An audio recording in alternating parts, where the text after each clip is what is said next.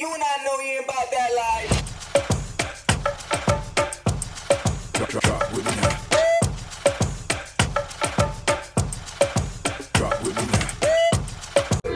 الريكاب بالنسبة لليوم باش نبداو بشوية كرة ونحكيو على المعلق التونسي عصام الشوالي واتهامات لعصام بالانتماء للمغرب بعد تعليقه على مباراة الأهلي والوداد. الحقيقة برشا كلام تقال لي على بليتو عصام الشوالي. نسمعكم مثلا بليتو أمير هاشم في قناة النهار شنو قال على عصام كده، لأن بصراحة استفزتني بشكل كبير، وهو المعلق الكبير الكابتن عصام الشوالي.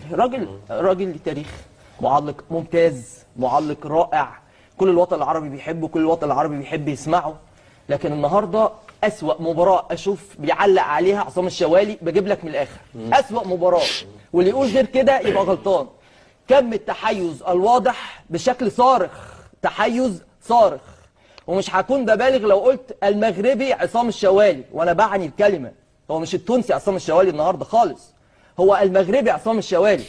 طول المباراه دونك يقول لك مغربي مش تونسي عصام الشوالي. سيد علي في الحصه نتاعو حضره المواطن يقول له انت فقدت احترامك وانحيازك للوداد غير عاديه. عصام الشوالي حقيقه انا كنت يعني مش مستريح، بس انا عايز اقول للكابتن عصام الشوالي انت فقدت احترام المهني، انت فقدت احترامك المهني تماما عند كل اللي شافوك، حتى بما فيهم الوداد، لانك كنت متحيز بشكل رخيص قوي. واخطأت قناة الجزيرة لما استمرت على كده، لان يا سيدي في قواعد مهنية. اللي انا بقوله ده ما حدش هيقوله، لان المسألة في الوسط الرياضي مصالح، شايلني وشايلك، والنهارده عنده والنهارده عندك، ما حدش هيقول الكلام ده.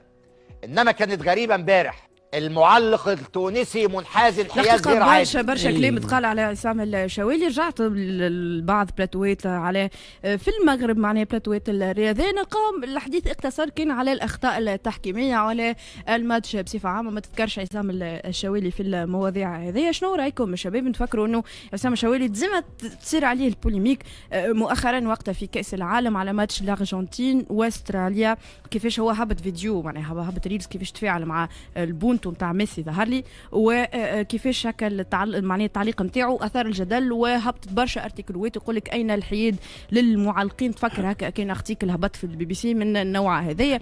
دونك سعدي نبدا حياد شنو؟ ما الانسان يحب ميسي مثلا، عجبه بونتو الارجنتين واستراليا، شنو باش يحايد؟ يلزم يكون حايد، ما يلزم يكون محايد. انا ذكرت لك هكا معناها ايكيبات، مش نحكي حتى على العرب. بليس توا هذه معناها فيلم من الافلام المصريه، معناها يتلكشوا كالعاده، معناها يتلكشوا على عصام الشوالي. انا تفرجت فيه الماتش، وكيما علق على البونتويت تاع البونتو تاع الرجاء، علق على البونتويت معناها بيرسي تا ودت شا وقال شا وندري شنو، والقلعه الحمراء سمعت حتى التعليقات نحكي لك، والقلعه الحمراء وكذا وما كيكه، معناها سبب من الاسباب كيكه من الخساره البونتو، معناها 2-1 خاطر حصه قرب برشا للوداد، معناها مغربي ماهوش تونسي، معناها وفقدت احترامك ما احكي لروحك انت. معناها هما معناها الشماعه اللي معناها ممتاع النتيجه سايبوا الماتش.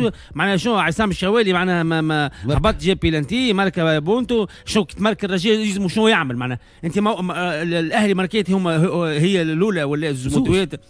اسمع التعليق نتاعو كيفاش كان، شنو قدام كي بونتو الرجاء شنو باش يقول؟ يسكت معناها يقول الوداد امبرا هدف تذليل الفارق، شنو يقول؟ معناها معلق تلهيو في كيبكم، تلهيو في الانترنير نتاعكم، تلهيو في جمعيتكم، وسيبونا نحن. كان لعبنا معاكم فرق تم رجونا، نعتبروه مش خاصة الزمالك ولا الاهلي، كان لعبنا معاك فرق تلكشوا على الاسبيرانس، هم تلكشوا على الكلوب، هم تلكشوا على ندري شنو. شنيا تو كل واحد يشد ببوشته يا معلم، يعلق السيد. لا يعجبك شيء تو؟ ولت بلاتوات الماليه، معناها ولت صنعه عند المصريين.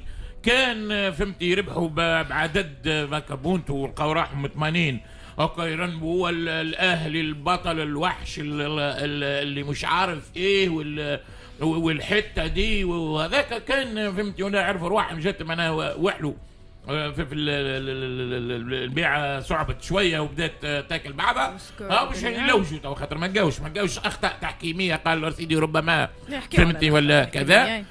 ما لقاوش منين باب يدخلوا منه وكبشوا في عصام الشوالي مساعد مدرب الوداد فهمتني ولا عصام الشوالي خويا هذاك تعليق محلاه وعسل وولدنا ومتاعنا ويقول كلمه الباهيه والناس كل تشيخ بيه والناس تقلد فيه حتى في الافريق انا يقلدوا في عصام الشوالي. كان متعصب كان للمنتخب يعني ما يحكيش حتى عليه. ثم صحفيين وثم معلقين وثم معناها من مصر جاوا مع عصام قالوا والله باش نسمعكم الاكستري هذا. اما ساعدك جيت نرجع اللي هو في نفس البلاتو التحليل هذايا المحلل هذايا لاعب الزمالك اللي هو وائل القباني ذاك علاش حكى على عصام الشوالي بالطريقه هذه. نسمعكم اكستري صغيره. انت شايف ان هو تحيز ولا لم يتحيز النهارده؟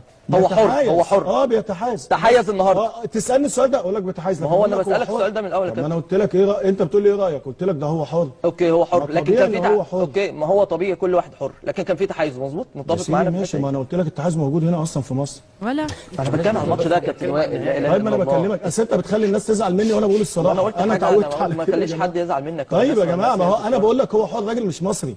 ازعل من راجل مصري هو متحيز او مش متحيز. هل هو ياثر على النتيجه؟ ما ياثرش على النتيجه.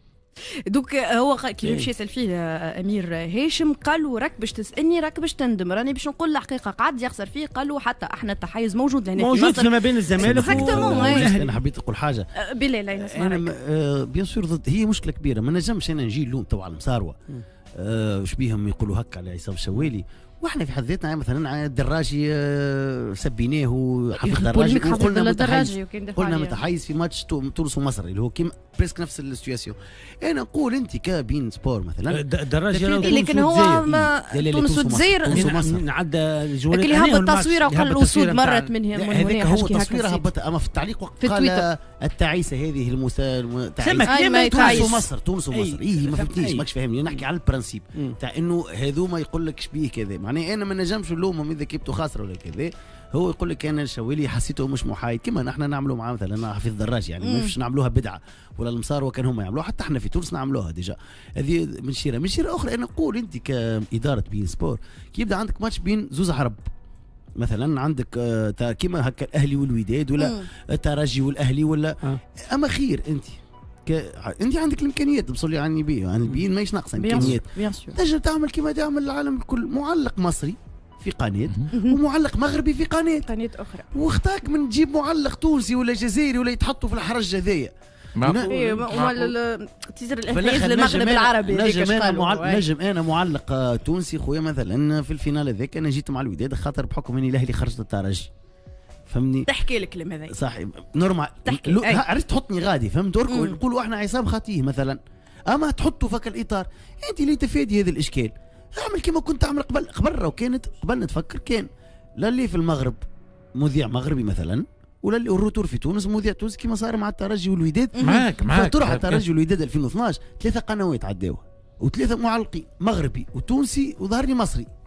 معناها انت تفادي للمشاكل خويا كي يبدا زوز كيبات عرب وانت عندك المعلقين نتاع الجنسيات هذيك حط لهم ببلادهم يعني كانوا يعملوا راهو ما قبل كانوا يعملوا كنا نبدلوا صحيح كنا تبدل ما يعجبكش المذيع تبدل حط واحد قبل كانت كل زوز كيبات كل زوز معلقين من نفس البلاد باش خويا كل واحد يسمع الانحياز نتاعو خاطر تحب ولا ذكره انت زاد تتفرج وتحس المذيع قاعد ينحاز ضد جمعيتك ولا ضد بلادك اعصابك باش تتوتر. وانا قلت لك ما انا حبيتش كنت كيما قال سعدي حتى كي ترجع للتعليق راهو حكينا انا وسعدي ورجعنا سمعنا هو التعليق وحتى تفرجنا ما تلقاش. انا قلت لك ما نجموش نقولوا حسام تعجبك السفاس مثلا باش يقول كلمه توجع كذا ولا توجع كذا لا مستحيل. حبيب دراجي قال كلام تاع عيسى وكذا المشجع تاع عيسى بعد حب يلمهم بعد دونك حاجه عاديه. اما ما حبيتش نخرجوا هكا زعما كاين حاجه ما صارتش قبل.